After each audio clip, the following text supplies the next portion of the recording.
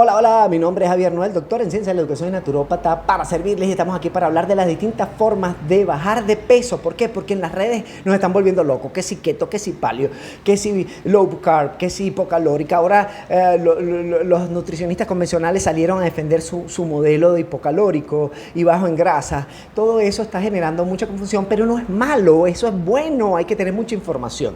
Ahora, un usuario consciente va a saber cómo leer todos estos contenidos e identificar cuál es el enfoque, el modelo del cual surge lo que está viendo, escuchando o leyendo. O incluso el especialista al que está yendo. Bien, entonces aquí vamos a tratar de hacer una pequeña clasificación de distintos enfoques. Bien, por un lado tenemos enfoques más mecánicos que consideran al cuerpo humano una máquina y por lo tanto más o menos tratan al igual a todas las personas. Y por otro lado tenemos modelos mucho más integrales, holísticos, que consideran las particularidades individuales, culturales, genéticas, epigenéticas de cada individuo. No todo el mundo es igual. Pero el modelo mecánico hace pensar de que somos como unos carros y como somos unos carros, pues vamos a necesitar lo mismo, una dieta hipocalórica, los mismos alimentos, sin considerar aspectos incluso ñere, es decir, aspectos económicos o considerar aspectos ambientales, en donde vive. No es lo mismo alguien que vive en Venezuela en el trópico a alguien que vive en España o que vive en Canadá. Son recursos distintos, el metabolismo cambia incluso en el tiempo, no es lo mismo en verano que invierno, o en el trópico tenemos más o menos el mismo clima todo el año, entonces los ciclos circadianos, esa conexión que tenemos con el sol y todos nuestros hormonas y neurotransmisores van a cambiar también en función de eso y eso va a cambiar también nuestro metabolismo.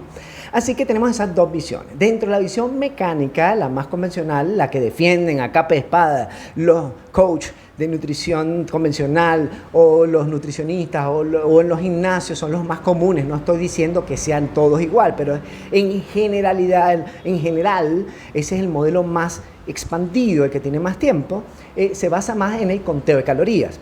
Las calorías es un concepto que viene de la física, de hecho un concepto que está en desuso en la física porque se considera que surgió de una teoría que ya se sabe que no es real, pero quedó muy fuertemente marcado en la nutrición y en la medicina. Eso no significa que esté mal contar calorías, pero sí nos puede indicar que el conteo de calorías puede tener algunas limitaciones y ser muy mecánico.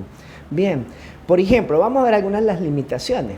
Bien, y en las dietas hipocalóricas lo que se basan es en comer menos de lo que deberías consumir. Así de simple, vamos a usar palabras muy sencillas, a mí no me gustan los tecnicismos.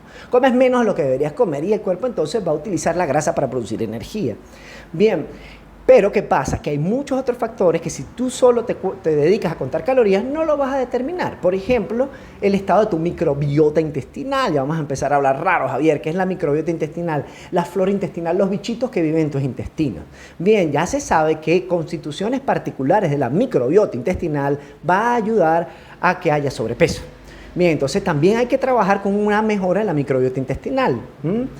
Pero si tú llevas una dieta hipocalórica nada más, ni pendiente perro caliente, como decimos aquí, es decir, no le paramos a eso. Bien, entonces es un punto importante. Otro aspecto de las dietas hipocalóricas es que yo podría estar consumiendo muchos alimentos procesados y ultraprocesados. Y hay nutricionistas que por ahí defienden consumir Coca-Cola cero porque no tiene calorías. O porque no tiene azúcar y tiene edulcorante y no te va a disparar glucosa, etc. Pero, como ya lo dice la propia Organización Mundial de la Salud y la Organización Panamericana de la Salud, hace unos 10, 11 años aproximadamente, el alto consumo de alimentos procesados y ultraprocesados, como estas bebidas gaseosas, está asociado también a múltiples problemas de salud.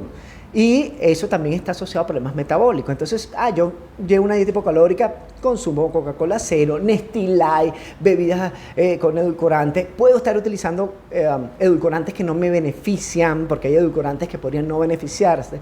Porque además, otro elemento de la dieta hipocalórica es que si no consideras los aspectos individuales, particulares, podría ser un problema o tener un efecto relativamente pequeño o ser muy difícil lograr resultados o que esos resultados no se mantienen en el tiempo. Todas esas cosas son las que ocurren normalmente en los casos que siempre estamos orientando. Bien, otro factor importante también entonces de las limitaciones de la dieta hipocalórica o de la de comer poquitico es que tu cuerpo puede estresarse mucho porque va a percibir que hay poco alimento y cuando el cuerpo percibe que hay poco alimento libera cortisol y adrenalina, hormonas de estrés, que siempre liberamos, pero liberamos más. El cuerpo entra en un estado de alerta. Bien, y en ese estado de alerta, ¿qué puede ocurrir con ese estado de alerta? Pues genera que estos altos niveles de cortisol también están asociados a dificultad en perder peso. Bien, hay múltiples estudios que lo determinan. Entonces, si yo llevo una dieta hipocalórica muy estresante o que por mis particularidades me estresa muchísimo, ¡pum!, pues también va a ser mucho más difícil. Otro factor importante de la dieta hipocalórica tiene que ver con lo que se llama flexibilidad metabólica. ¿Y qué es la flexibilidad metabólica? Tu metabolismo se adapta y si percibe que estás comiendo poco, se va a adaptar para absorber o para aprovechar o apropiarse más lo poco que estás comiendo. Entonces es como que esta menor cantidad de calorías se aprovecha más. Entonces cuando vuelves a comer las calorías más o menos normales, ¡boom!, engordas muy rápido. Bien, porque además no hay una transición ordenada en la que, bueno, podríamos ayudar al cuerpo a que se vuelva a adaptar. Bien, entonces esto es otro factor importante y es un error también común con las dietas hipocalóricas. Y esto nos lleva a otro punto importantísimo, que las calorías también son un número que son aproximativos. Tú exactamente no sabes cuántas calorías tiene ese bistec, esa carne, porque va a depender de múltiples factores genéticos, epigenéticos, tu microbiota intestinal, tu tipo de metabolismo, la actividad física que realiza. Hay muchos factores que van a determinar que eso que exactamente crees que son 1500 kilocalorías no son igualmente aprovechables para ti que para mí. Ese es otro factor sumamente importante. Bien, entonces eso otro de los elementos de la dieta hipocalórica y del contar calorías. Es un indicador insuficiente, es como pesarse. Si yo me peso, estoy haciendo ejercicio, pesas, estoy aumentando masa muscular y estoy viendo que estoy aumentando de peso, claro, porque estás aumentando masa muscular, probablemente estás disminuyendo tejido adiposo, grasa, pero estás aumentando masa muscular y tú te quedas con el peso nada más. Bien, pues no, lo mismo pasa con las calorías. No me puedo quedar solamente con las calorías. Bien, así que esas son algunas de las limitantes que tiene el conteo, o las dietas hipocalóricas, el conteo de calorías. Ahora vamos a ver cómo son otros enfoques, como los enfoques más holísticos e integrales. Los enfoques más holísticos e integrales buscan, por el contrario, conocer al individuo de manera particular, comprendiendo su tipo de metabolismo. No todo el mundo tiene el mismo metabolismo y hay distintos sistemas que clasifican tipos metabólicos. Bien, su tipo de sistema nervioso, hay sistemas nerviosos excitables, hay sistemas nerviosos pasivos y eso también está asociado con el uso de energía. Bien, va a considerar, por ejemplo, sensibilidades. Hay alimentos que son considerados saludables, pero que para esta persona no lo son. ¿Por qué? Porque se inflama, porque su cuerpo no lo digiere bien. ¿Y por qué? Por factores genéticos, por factores epigenéticos, por factores del desarrollo. Bien, ¿qué otros elementos? Pues también podemos ver acá con el tema de los sistemas holísticos. El lugar donde vive, el clima, los recursos que dispone, los gustos, las costumbres, la actividad física que realiza. Fíjense todos los factores que yo tengo que considerar para buscar el mejor sistema. Bien, y en general, también hay que observar y darse cuenta de qué tipo de alimentos en términos de calidad está consumiendo la persona. Muchos alimentos procesados y ultraprocesados, hay que llevarlo a consumir la menor cantidad posible de alimentos procesados y ultraprocesados, como lo recomienda la propia Organización Mundial de la Salud. Y dentro de los sistemas holísticos integrales, el que más me gusta es el que tiene que ver con la comprensión de los tipos metabólicos y comprender a su vez que, el aumento de peso en la mayoría de las personas de nuestro contexto está asociado a que tu cuerpo, en mi caso, por ejemplo, mi cuerpo no requiere tantos hidratos de carbono o carbohidratos que puede requerir otra persona que no aumenta de peso, que no tiende al sobrepeso.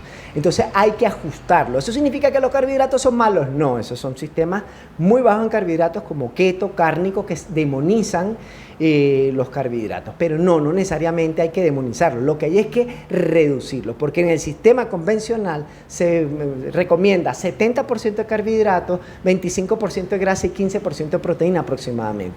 Bien, sí, lo dije bien, 60, 25 y 15, exactamente. Mientras que en los sistemas bajos en carbohidratos reducen, una persona como yo no necesita que el 60%, el 65% de su ingesta sea de hidratos de carbono. Y cuando hablamos de carbohidratos, el gran problema es que la gente que cree nada más es pan, arepa, harina y pasta. No, también estamos hablando de frutas muy dulces por la fructosa, estamos hablando de raíces y tubérculos, incluso zanahorias, son altos en hidratos de carbono y azúcares. Bien. ¿Que son malos? No, yo como de todo, pero yo sé que eso tiene que ser la menor proporción. Así que si te gusta este tema, dale like, comparte y sigue porque vamos a seguir hablando de las distintas formas de perder peso y otros temas de la salud natural. Recuerda, mi nombre es Javier Noel, doctor en Ciencias de la Educación y naturópata para servirle. Chao.